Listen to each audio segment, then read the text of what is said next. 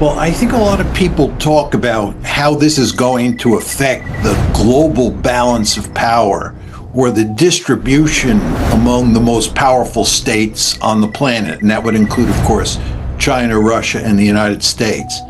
And I don't think that this war is going to have any effect on the distribution of power in the international system. Where this war really matters is in terms of how the United States uses the power that it has. And I think that under the Trump administration, what we have seen is that the United States has pursued a set of policies that undermine our ability to project all of that power that we have around the globe. Now, what exactly am I saying here? I think if you're a great power like the United States and you're interested in using all that power you have, it's very important that you pay attention to international institutions, which you, by the way, have created. You pay attention to international law, which you, by the way, have largely written. And you also go to great lengths to foster good relations with your allies, because institutions, international law, and allies are important for projecting power. And what the Trump administration has done, and it is doing very clearly in the case of the Iran war, is that it's undermining international law, it's undermining international institutions, both of which it needs, and it's doing great damage to its relations with allies in Europe, in Asia, and certainly in the Persian Gulf. So this war in Iran is disastrous for the United States. It's not going to undermine our basic power structure. We have lots of power, but what it's going to undermine, and of course this is consistent with what President Trump has been doing since he first returned to the White House in January 2025, is undermine our ability to project power. I think you framed it really in such a fascinating way that when I think about it, listening to you, I think about UN rapporteurs, I think of prosecutors of the International Criminal Court. They're the ones being punished in this moment. They're the ones that are being sanctioned and pushed. And it kind of raises this kind of questions about the solvency of institutions, the solvency of international law. But I'm interested in the equation that you said after this is over, the distribution of power remains the same. But doesn't America basically suffer at all in a world where it has tossed out its own systems? Well, the point here that you want to keep in mind, Steve, is that the power that any country has is largely dependent on the material capabilities that it has. The two building blocks of power are wealth and population size.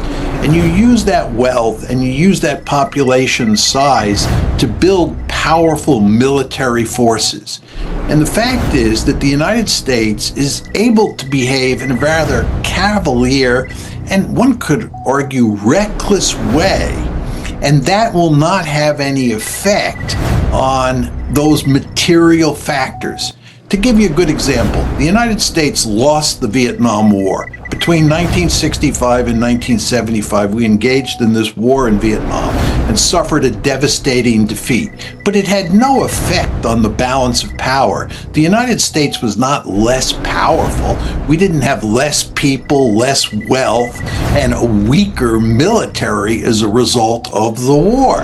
And that's the same basic argument that I'm making here. This foolish foreign policy that President Trump is pursuing, as evidenced by what's going on in Iran, is not weakening American power. What it's weakening is our ability to project power, because it's undermining institutions. Just think about NATO. NATO is an international institution. The United States has depended heavily on NATO for many, many years, since 1949 to be specific. Is it in our interest to undermine NATO? Is it in our interest to undermine international law? Is it in our interest to undermine the International Court of Justice? I think the answer is no. We need these institutions. We need allies. But President Trump, who is a unilateralist at heart, doesn't think that you need multilateral institutions. He doesn't think you need international law, and he's contemptuous of our allies. And in many ways, he treats our allies worse than he treats our adversaries. Well, let's listen to President Trump, who has something to say about exactly this. Let's listen. We're now totally independent of the Middle East, and yet we are there to help.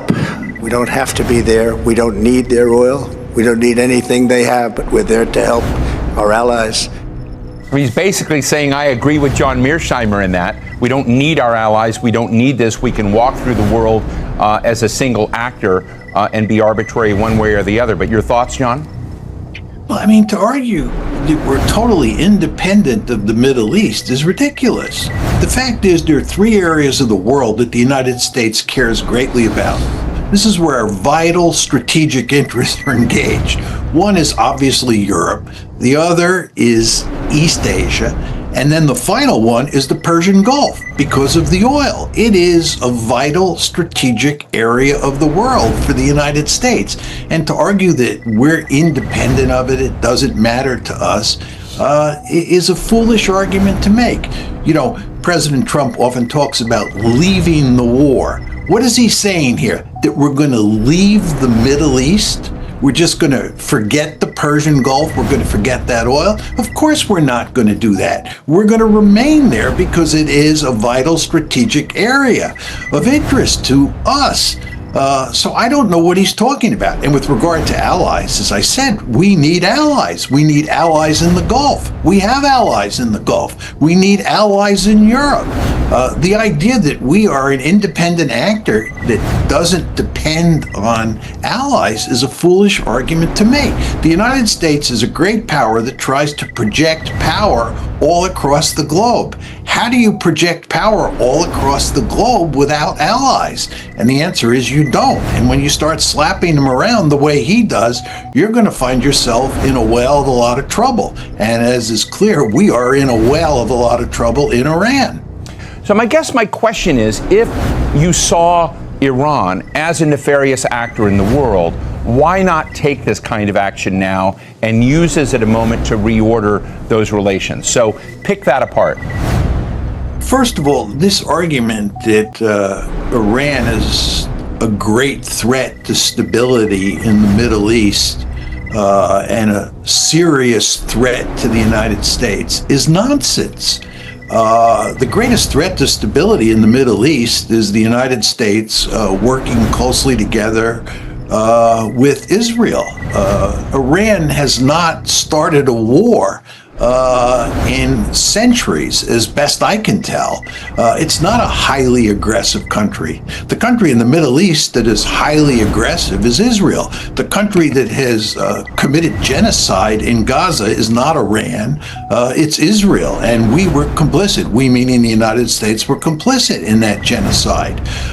Twice, once last year in June of 2025, and again on February 28th of this year, the United States and Israel launched unprovoked attacks against Iran. So the idea that Iran is this great destabilizer in the Middle East is a myth that the United States and Israel purvey.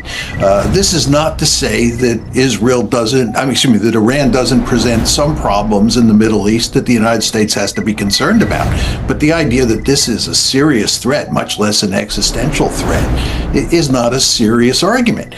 That's point number one.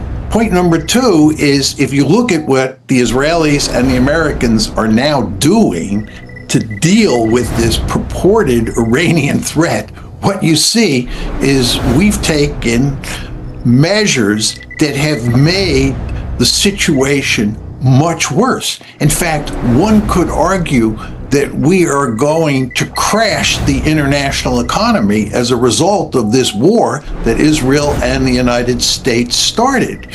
I would make the argument that we are on the edge of the precipice in terms of the state of the world economy because of this war. This war shows no signs of ending anytime soon, and already great damage has been done to the international economy, and more damage will be done the longer the war goes on. So this idea that, number one, Iran is a great threat to the United States is bogus. And number two, the idea that President Trump and his friends in Israel are making a safer and more stable Middle East is a ludicrous argument. In fact, what they're doing is they're putting the entire world on the precipice of a disaster.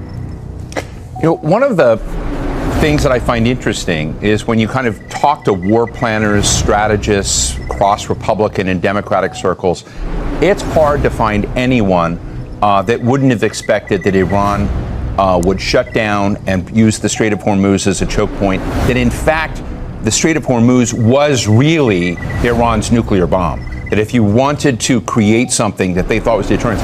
I'm just interested in why you think this White House had none of that input or just disregarded that element. I actually think it's quite clear. President Trump has said that he was forewarned that the Iranians were likely to shut down the strait. But he said that it didn't matter. And the reason that it didn't matter is that the administration thought that they could win a quick and decisive victory. They thought that they could launch, and when I say they, we're talking about the United States and Israel, which I like to refer to as the tag team. The tag team thought that they could launch a shock and awe strategy against Iran, which would involve decapitating the regime. And because that regime had so little support in the general population in Iran, the decapitation or the shock and awe strategy would lead to a revolution. The regime would be overthrown, and the new regime would either submit to our demands, or the old regime would remain in place and just surrender. Those were the two things that they thought might happen. But the point is that this shock and awe strategy would produce a quick and decisive victory. And therefore, you wouldn't have to worry about the Iranians closing the straits. But what happened here, obviously, is that the shock and awe strategy failed, and we're now in a war of attrition. And in this war of attrition that we now find ourselves in, the Iranians hold almost all the cards, not us. And that's why we are in desperate straits. It is interesting that President Trump said the opposite. We have all the cards and Iran has none.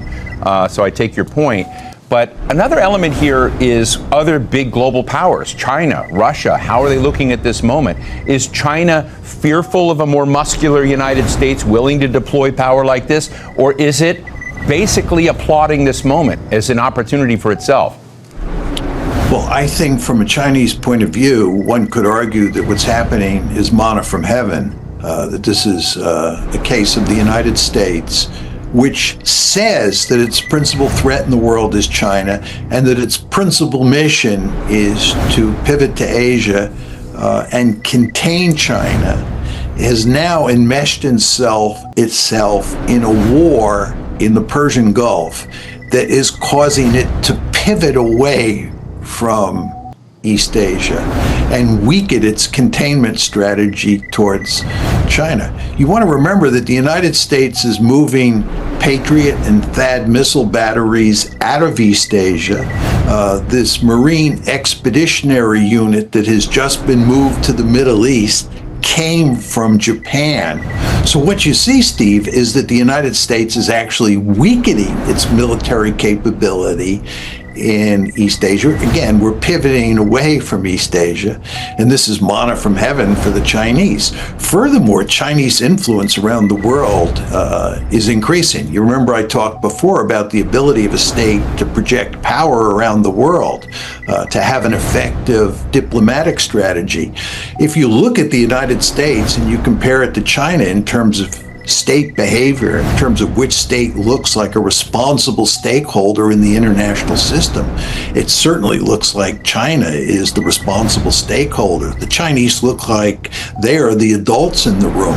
The United States certainly does not look like a responsible stakeholder. The Gulf states, the Europeans, our Asian allies are all questioning whether or not the United States is playing with a full deck. All of our allies around the world can't believe what we're doing. They fully understand that we are threatening the international economy. We are threatening to take the international economy off a cliff, which is going to have devastating consequences for every state on the planet. So when you think about where China stands versus where the United States stands in the eyes of the world, the Chinese have benefited enormously from this conflict. UAE Ambassador to the United States, Yusuf Otaiba, just published an op-ed recently in the Wall Street Journal where he said you can't just, a ceasefire is not enough because you will leave Iran not defeated, not crippled, able to do various things there. I'd just be interested to get your take on this because, you know, I think you said America has opened a Pandora's box of messes. Now many people in the region say, well, you got to continue what you're doing. Don't leave it like this. What are your thoughts? I think this is remarkably foolish. Both the Saudis and the UAE have indicated that what they'd like to see the United States do is finish the war, go full bore and defeat Iran once and for all. First of all, we're not going to defeat Iran once and for all. And if we march up the escalation ladder, as they would like us to do, there is a very good chance that the UAE and Saudi Arabia will be destroyed as functioning societies. You want to understand that these countries depend heavily on desalinated water, and there are a handful of desalination plants in each of these countries that are big fat targets that the Iranians can go after.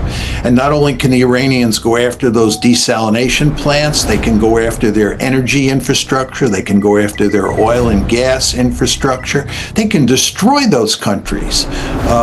And if the United States begins to attack a broader set of targets in Iran, the Iranians, who have been playing tit for tat all along, have made it clear that they will destroy, or they will attempt to destroy, and I think they will destroy countries like the UAE and Saudi Arabia. So if anything, Steve, what the UAE and Saudi Arabia should be doing is telling the Americans to back off and to work overtime to come up with some sort of negotiated settlement to put an end to this war. These countries, the Gulf states that is, have absolutely no interest in seeing this war continue. They had no interest in seeing this war start in the beginning. And I just don't know what they're thinking when they're talking about getting America and Israel to up the ante. You know, other parts of the dashboard of this conflict right now are what's happening in Lebanon, Israel's commitment to essentially occupy parts of Lebanon, what's going on in Gaza. And I'm just interested in how you see the other dimensions of the Middle East beneath the Iran conflict that are also parts of the puzzle that are moving right now. Well, let's start with Lebanon. And there are two dimensions to the war in Lebanon. One is the ground war, where the Israelis are attempting to take more territory. And I think many Israelis, especially on the right-hand side of the political spectrum, want to annex the southern part of Lebanon from the northern border of Israel up to the Litani River. And in fact, if you look carefully at what's happening in southern Lebanon at this point, the Israelis are suffering a series of tactical defeats. They are having one whale of a lot of trouble fighting against Hezbollah on the ground in southern Lebanon.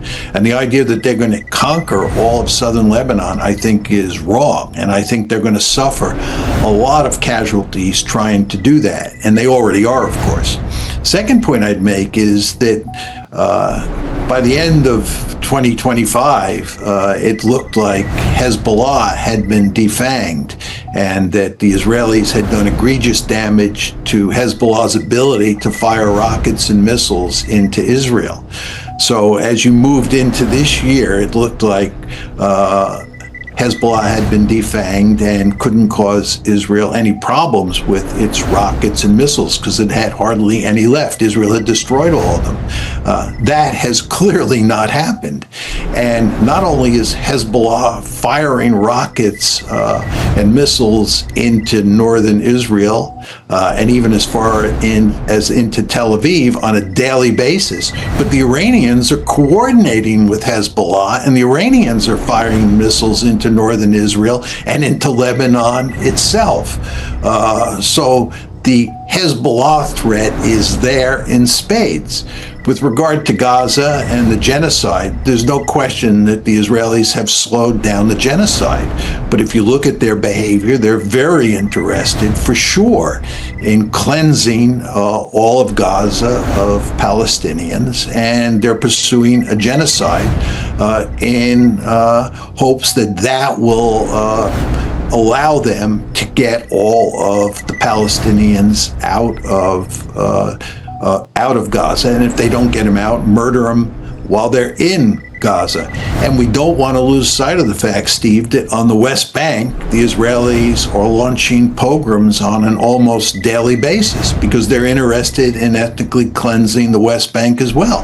So if you look at what's going on here with Israel, Israel is deeply involved in a conflict in southern Lebanon and with Hezbollah.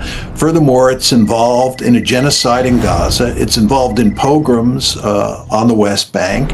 And furthermore, it's constantly attacking Syria. And on top of all that, it dragged the United States into a war against Iran. Israel is by far the most aggressive state in the Middle East. One could make an argument that it is the most aggressive state on the planet. This gets back to our earlier discussion of whether Iran or Israel is the greatest threat to stability in the Middle East. I don't know how anybody could make the argument that it's Iran. The answer is it's Israel.